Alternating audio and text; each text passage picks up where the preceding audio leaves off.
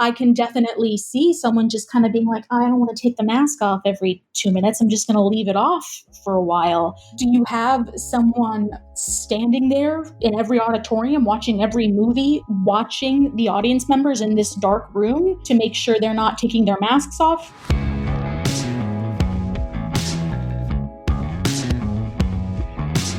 This is the Boxoffice Podcast. I'm Russ Fisher, the editorial director of the Boxoffice Studios, which provides editorial content to movie theaters. And I am joined, as always, by Daniel Luria, the editorial director of Boxoffice Pro, and Rebecca Pauley, the deputy editor of Boxoffice Pro. Hello, both of you. Hey, Russ. Hello, hello. And we are back now after the second week of new releases in movie theaters in the United States. And to that effect, a quick announcement. We have, up until this point, and including this episode, we have published each weekly podcast on Mondays. Going forward, we're going to change our schedule to publish on Thursday, starting this Thursday, September 3rd, because now that theaters are open and new releases are arriving, we will go back to our original plan for this podcast, which would be to factor in box office forecasting. And so we will go to a Thursday schedule to affect that, because obviously we're not going to be forecasting the previous weekend's box office if we're running on Mondays. For this episode, however, because this is still our last Monday episode, we're going to look back at this past weekend. Daniel, let's talk about some international numbers and look at the UK market a little bit to see where things stand in box office right now. Yeah, Russ, it's been an interesting ride back to new releases coming into the international cinemas now that have been open quite a number of more weeks than cinemas here in the United States, operating mostly with domestic titles and with repertory releases. Now, the data that we have is from the weekend of August 21st through 23rd. So it's a week old for our listeners right now, but still indicates a couple of things that we can expect in the United States down the line. The first positive news is that cinemas in China that began closing in January experienced their first $100 million plus new title launch in the country. This is great news for the industry. It's basically the first post-COVID blockbuster that we're seeing in a global level. It is a domestic title, a historical epic named The 800, which opened in China to previews beginning on Monday, August 17th. Through the opening weekend. It did quite well in its first 2 days in the market. IMAX actually reported a number of sellout screenings in its first 2 days of previews in China. That $100 million plus launch, a great piece of news as the Chinese industry, the second largest market in the global box office, slowly begins to recover. So whereas things have been very difficult for us here in North America, it's something that began, in mid-March? The Chinese market has a 2 months head start with dealing with this crisis, and it's good and promising to see them slowly recover. So the market doesn't have a number of titles in simultaneous release, but this whole one tentpole per 2-3 week schedule that we can anticipate in the US, we're beginning to see that in China. Elsewhere in the global box office, we're seeing the rollout of Unhinged from Solstice Studios. That Russell Crowe vehicle that we've been mentioning has been scheduled for a number of months now as the pre-Tenet new release, moving alongside Tenet in that rescheduling process. It had its first U.S. expansion over the weekend that we are reporting on, going to 1,823 screens here in the U.S. and Canada, and grossing around $4 million, according to the studio. Now, of course, these aren't blockbuster numbers, but that isn't a wide release of 3,000 plus theaters as we're used to, and this being the first weekend of a return to new titles to U.S. screens, we can expect things to slowly trickle in little by little. As we saw from the UK market, this is something where when a new title comes in, the opening weekend doesn't really become an indicator of the subsequent weeks, But as more screens in that market open up, we're seeing the sort of weekend percentages increase in a week-over-week basis. That's something that has happened in the UK, guys. We had a 16% bump for the weekend gross of UK's Unhinged rollout from week 1 to week 2. And then in the previous weekend, we had a 29% bump from week 2 to week 3 for Unhinged box office in the UK.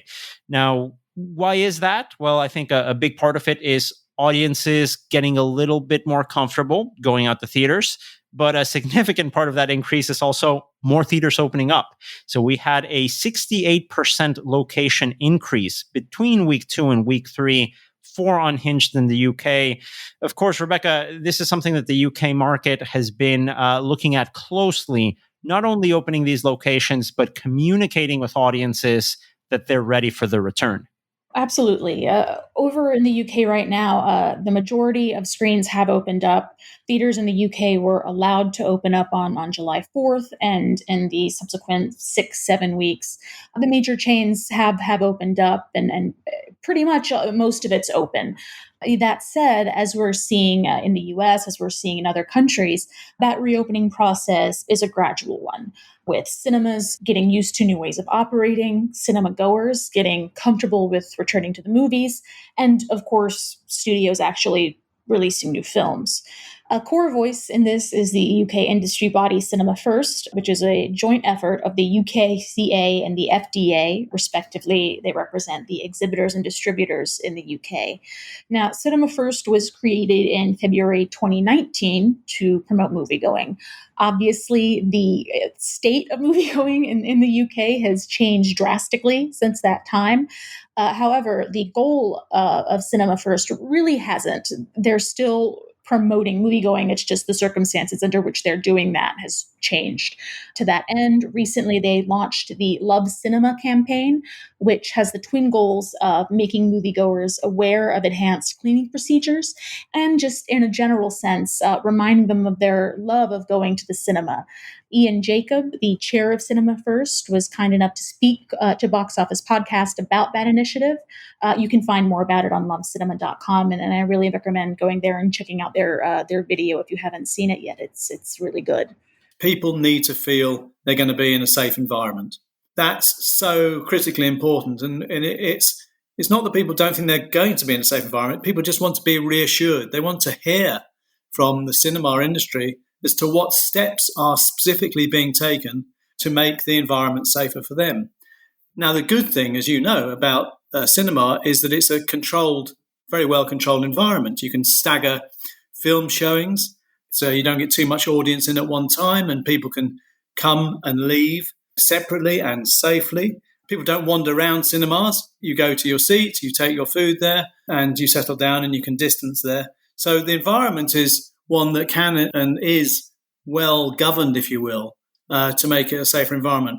We've talked about this many times in past episodes. As cinemas reopen and people consider whether or not to go back, word of mouth is a big part. You know, one of the things that a lot of theater owners are concerned with is the idea that customers need to be made aware of what the procedures are, but we also need to hear how they work in practice. Like, you know, do people who go to the theaters now, the kind of early readopters, if you will, are they happy with what they're seeing? Do they feel like they were safe? You know, did they go and think like, okay, you know, this was pretty good?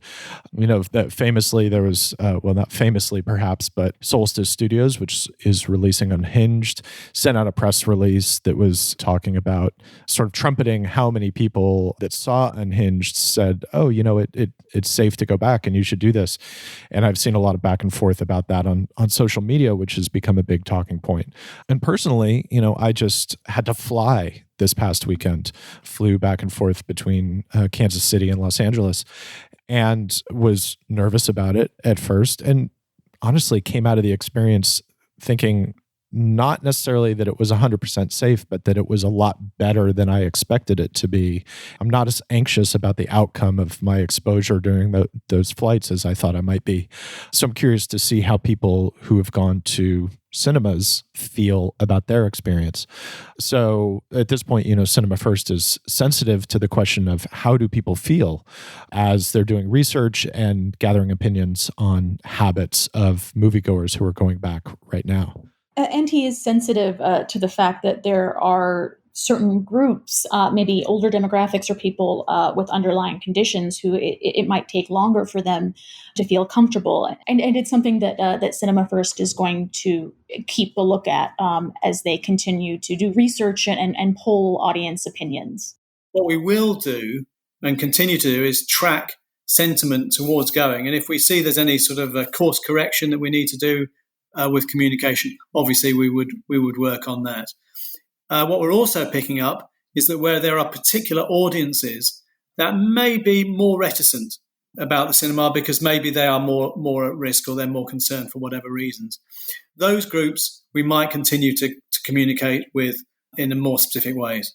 So Jacob also spoke on the subject of masks in UK theatres, which as of the end of July are required by the UK government.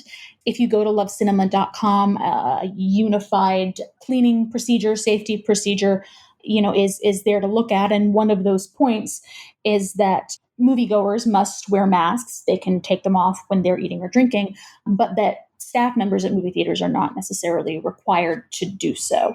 Obviously, the mask issue is one that is contentious, might be the right word, and we will be talking about that later in the podcast. But as long as we had Mr. Jacob on the phone, we wanted to ask him how things are shaping up in the UK with regard to mask usage. I think as the United States begins to open more theaters up, I think it really behooves us to look at markets that have been open for a while and to see how they've handled things.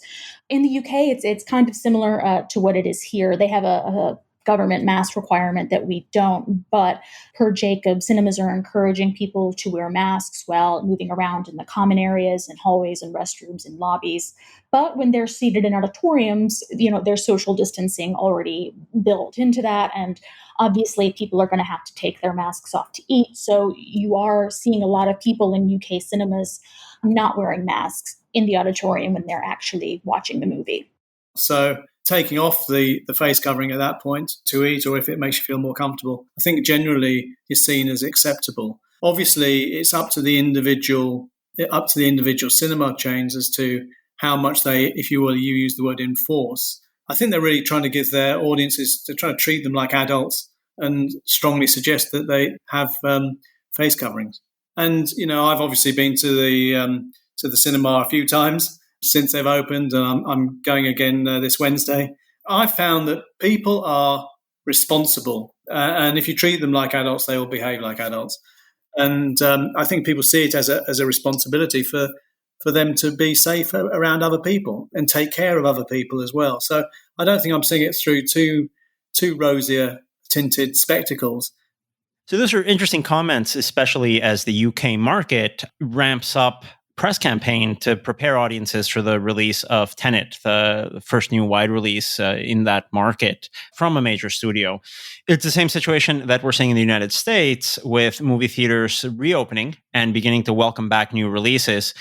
The National Association of Theater Owners held a press conference featuring a number of leading cinema executives from IMAX and heads of 4 of the major circuits in the country to go over a new plan of protocols, guidelines, and health procedures called Cinema Safe. Now, these guidelines are available at 315 of the country's movie theater groups. That includes art houses and repertory cinemas like Film Forum that we're big fans of here in New York City, to the major circuits across the United States. These are all guidelines that either meet or exceed a lot of the CDC provisions that have been released, and they include required mask wearing, all over the site, including in the auditoriums, except when eating or drinking concessions for both patrons and staff alike. Social distancing in cinemas, reduced capacity across each auditorium. An important point here, air filtration systems that include the latest sort of filters. So these HVAC systems increase ventilation as much as possible per auditorium. Measures such as promoting frequent hand washing, the availability of hand sanitizer. We've heard all about the enhanced cleaning measures that a lot of these cinemas are putting into place, and employee health training at all of these participating locations of the Cinema Safe program. We also have encouraging mobile ticketing wherever possible, encouraging cinema goers and staff to not go to these locations if they're not feeling well. And finally, something that we've touched here in the podcast before, a modified concessions experience that encourages contactless payment and as little communication as possible face-to-face with cinema staff. These are the overall guidelines that the cinemas are bringing together in this program. For more details, you can check their webpage, cinemasafe.org, to find not only all of the policies and guidelines, but also resources for exhibitors interested in adding this to their cinema. Now, both of these epidemiologists who helped develop this plan were very clear on this call that nothing, including going to a cinema right now, is low risk. So the question was posed to them, how do theaters rank against other indoor activities that people can participate in right now? Things like bowling, going to museums, going to the aquarium, all three things that have recently been given dates where they're allowed to reopen in New York State by Governor Cuomo. Or even things like, indoor dining, like getting on an airplane. I mean, Russ, you've been on one since all this started. I have two. Is that more or less dangerous than going to a theater? And the points that these doctors brought up is that, in a theater, you're not moving around, you're not talking to each other, you're not singing. You're not even really looking in the same direction as other people and breathing in other people's air, directly, like you would be if you were sitting across a table from someone at a restaurant. That said, something that these doctors said that I really appreciate them doing is saying that, in other markets where theaters have opened, there has not been an outbreak linked to movie theaters the way there's been, say, outbreaks linked to bars opening. But the asterisk there is yet. We don't know. There very well could be a situation where movie theaters open up and there's a COVID case in a movie theater, and that's not certainly outside the realm of possibility. So it was a very measured response from these scientists that, so far as scientific studies have been able to tell so far, there is no, undue risk in going to the movie theater compared to a lot of other activities that are legally allowed. But that is by no means a definite thing moving forward.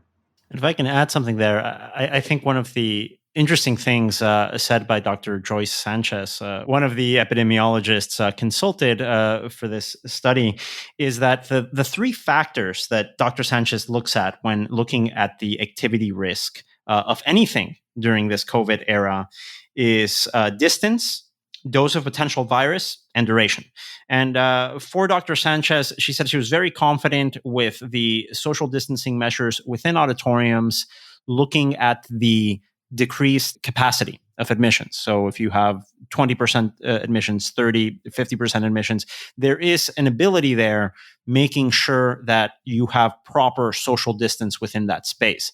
The second of which, the dose of potential virus, that's where the mask conversation comes in, right? Where if you have the mask, you're wearing it throughout the duration of a film, and you're only taking it off not to talk to someone across the table, not to sing, not to have a conversation, but really you're facing a screen and you're putting a piece of popcorn from a bucket to your hand or sipping a soda.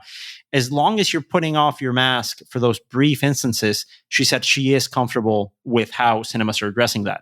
The only factor that is still not 100% in line for those three factors is the duration, something that, as we know, movie theaters have no control over. If you go to a movie, you're sitting for 90 minutes, or if it's a Peter Jackson movie, 4 hours.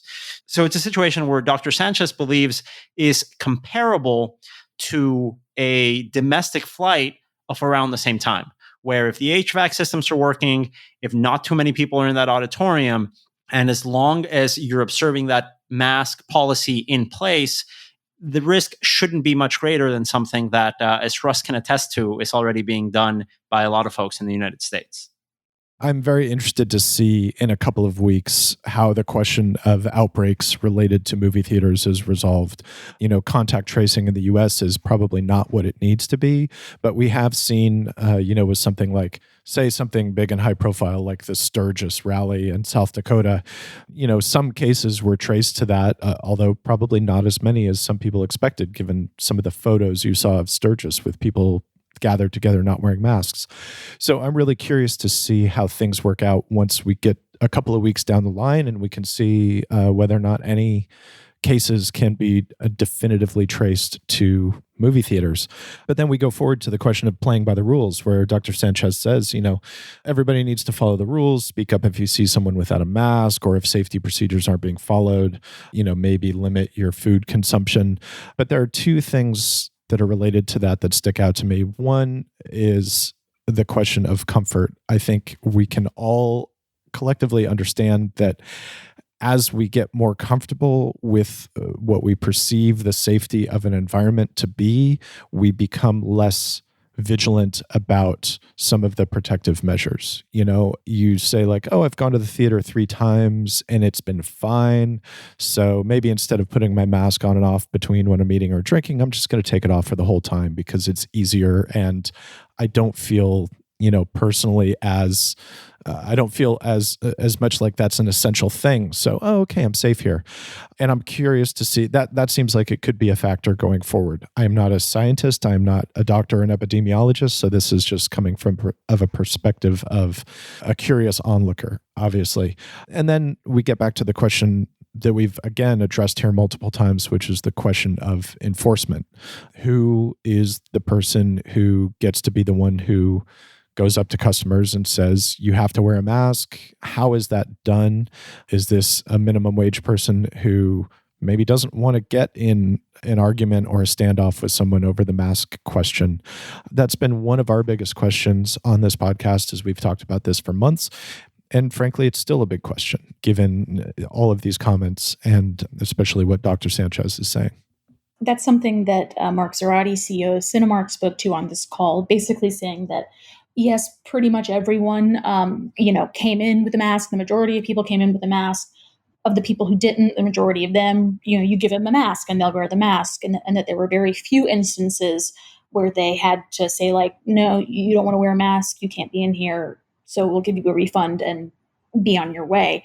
That said, I am curious about how theaters are dealing with the challenge specifically of enforcement of mask wearing within auditoriums.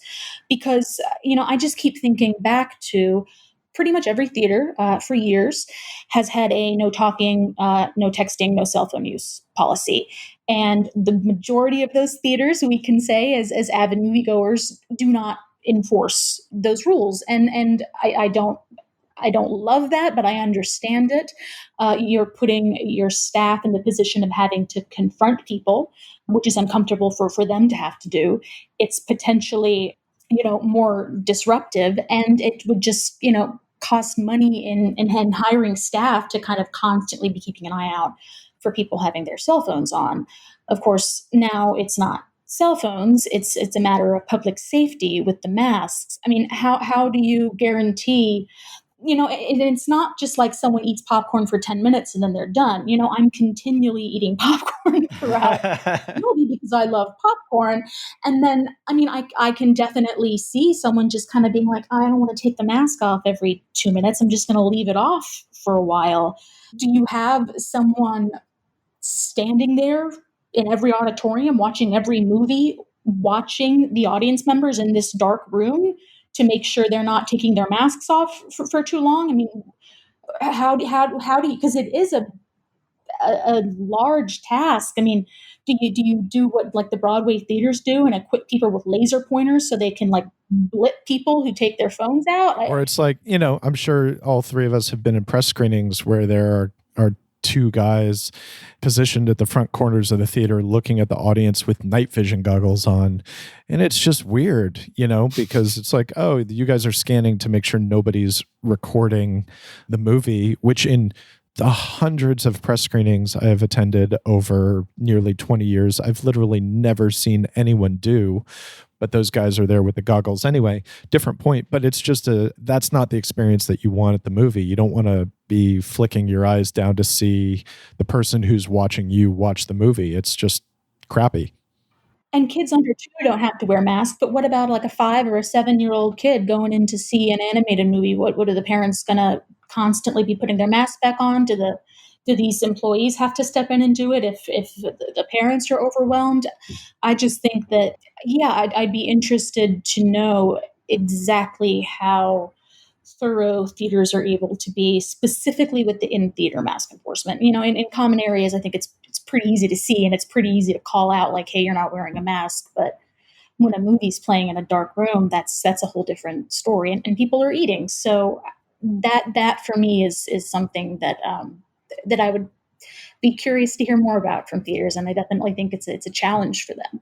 It's important also to remember that we can get lost in the what ifs.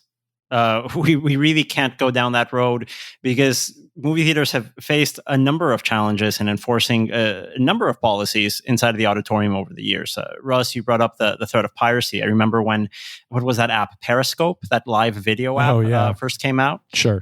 When it came out, the number of just absolutely stupid articles I remember reading of people saying, oh, we're going to go in and people are going to just live stream an entire movie from their phone in an auditorium. And while you did have a number of kids, I don't want to say it didn't happen at all, it was fairly limited. You know, it wasn't something that was happening at all times. You know, coming from Mexico, I can tell you some memories I had growing up going to the movies where there'd be a dude that showed up with a camcorder in that auditorium.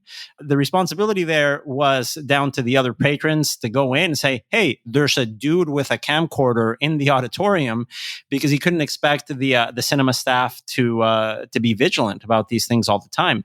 The same thing happens, I think, with, you know, a problem that many movie theaters deal with, which is sneaking in concessions to the auditorium, right? Let's not pretend that this doesn't happen. It absolutely does happen. Now, it's easier for me to go up to a theater employee and say, hey, there's a dude pirating your movie sitting 3 rows down to me. But I'm probably not going to go in and tell on someone that showed up with microwavable popcorn inside a backpack, right? That being said, if you sort of track these things, they're not as widespread, I think, as we would fear, at least in the past. And looking at the international reopening effort, where a lot of these mask policies, as we've noted, are in place in other countries, so far up to this point, the caveat that the doctors had mentioned that we haven't seen a published study linking outbreaks back to cinemas, that also applies to the international reopening. The mask policy and any sort of potential conflicts, that also applies to the international reopening. A lot of these circuits that are reopening with these policies have already been opened internationally and have that experience of how to enforce it. That isn't to say there won't be blind spots. Absolutely, there will be. But I do wonder just how widespread this will be, or if this becomes a higher priority for audiences. I can personally tell you guys, for me, if I'm in an auditorium, I feel uncomfortable with a patron sitting in that auditorium not observing these policies, I'm more likely to tell the theater staff and notify them as a viewer in a similar case that I'd probably, you know, report a lot of the gross things I've seen happen in movie theaters, which we don't have to get into. regardless of how individual people might feel about it, theaters are open, more of them are opening, and we're going to have to see how the numbers play out. There are a lot of different factors at play here. Certainly, the numbers in America are a lot different than the numbers, in other countries where theaters have been open more. But I mean, I remember when the protests in New York kind of initially kicked off a few months back, there was a lot of concern about this is going to lead to a huge spike in COVID cases. And it really didn't, because just about everybody was wearing masks. Like there were people handing out hand sanitizers and everyone was taking it very seriously. And I think as long as that happens, certainly we're gonna have a better shot here. And I think it's something that, in the same way that I think cinema staffs are very vigilant when it comes to reporting piracy, when it comes to, at least on their end, noticing someone walking in with concessions, I think mask policies, or at least I hope mask policies, receive the same amount of importance. Because after these 5 months being closed, no one, absolutely no one, can afford another cycle of reopenings or making this at all less safe for anyone coming in. I think a big part of this Cinema Safe campaign is acknowledging, hey, not everyone is going to be comfortable coming back to the movie theaters once Tenet reopens. And that's okay. Now, for those of you who are, or if you're thinking about returning, these are the policies that are going to be in place when you return. I do think a big part of this reopening procedure's success is going to come down to the enforcement of those policies. I do hope they are enforced as they should. I hope they are more on the enforcing anti-piracy rules side of the spectrum compared to the enforcing no cell phone rules. Yeah, I mean, ultimately, the thing is that enforcement or lack thereof of cell phones, is an issue for individuals, but it doesn't really bear on whether or not theaters can stay open. It hurts my spirit, but it doesn't hurt my physical safety. Correct. And ultimately, something like the mask question and, in a macro sense, the safety question overall, it really comes down to the question of, we want theaters to be open. We want theaters to be economically viable. We want audiences to be comfortable going back to the movies. And at this point, really the best way to do that is to make sure that those standards and protocols are in place and adhered to. It's very simple. So, for me, that's the perspective that I bring to this. It's like, I don't want to see something enforced for the sake of enforcement. I want to see it enforced for the health of this industry overall and the future of this industry. And there are a lot of visible things. I mean, that's part of what this whole Cinema Safe campaign is about, taking the policies that theaters are enacting and making them more visible. Masks are already, extremely visible. Ditto stations for hand sanitizer. A big one, though, that's not quite so visible is the HVAC systems. And Daniel, I was wondering if you could speak. There was some interesting stuff there in the last couple of minutes of that call. Yeah, I think when it comes to the air filtration things, it's frustrating. And really, I think I echo those frustrations, being involved in covering this industry. When you hear some of the perspectives, or when you read some of the stories of folks that really haven't done their homework on basic aspects of how these theaters operate, or what a movie theater auditorium can do to implement measures. That was the case with a recent Andrew Cuomo press conference, where he specifically cited air filtration and HVAC systems in movie theaters as a main concern for them not having the same opening time frame as the very clean indoor gyms or bowling alleys in New York. Now, those statements, I don't doubt that they were earnest, but they really weren't rooted in fact. It was something that John Fithian, the president and CEO of the National Association of Theatre Owners, and Mookie Greidinger, the CEO of UK Cineworld, which owns Regal Cinemas here in the US, were quick to correct. A lot of the air filtration systems in the United States for movie theaters are up to par with many of the most stringent retail systems that we see in this country. We're not in a situation where air from one auditorium is ever recycled into another auditorium. And we also don't have a situation where you only would have one air conditioning system operating through multiple screens. That simply isn't the case. So it was good to hear these sort of insights being shared in a press conference. I would like to get word of these out to a more general public that might have these concerns. Because it's one thing if a trade association president and a CEO knows how the air filtration of a movie theater auditorium works. But I think we're in a situation where these policies and these guidelines have to have equal, if not more, of a marketing campaign as trailers for Tenet or Wonder Woman coming out. I think they're going to be crucial in informing audiences just what they can expect in the return to cinemas. It's interesting. It almost sounds like you're saying that cinema exhibitors should take a page from the likes of Netflix and Amazon, who do more for promoting themselves as platforms than the individual movies. Hey, I think that's a really interesting observation. I think that's why something like Cinema Safe is so important in what we've called a fractured reopening effort, right? It's something that unifies the industries. It's something that, addressing something that Adam Aron, the CEO of AMC, said in the press conference, not everyone knows the difference between an AMC or a Cinemark or a Marcus Auditorium. They go to the movies. So it's important for audiences to know what they can expect from the movies as a general category rather than having individual guidelines per theater. And now, since we are heading towards our third weekend of reopened cinemas, we're very quickly going to be getting to the point where we will get some data about how things have gone in the first 2 weeks with respect to safety and cases. I think we're all eager to actually see that data and collectively have fingers crossed that it is positive and that there are no big issues that stand out. And so we'll be back on Thursday for the first episode in our new schedule, where we will be looking forward towards the box office of Tenet's U.S. opening. And we'll continue to talk about all of these questions about safety and how the audiences are responding to theaters being open once again. We're excited to do so. Thank you for joining us. Thank you to our producers, Caitlin Kehoe and recordeditpodcast.com. And thanks to Rebecca Polly and Daniel Luria for joining me, Russ Fisher, once again. This episode was written by Rebecca and Daniel and narrated by the three of us. We will see you on Thursday, September 3rd. Thanks a lot.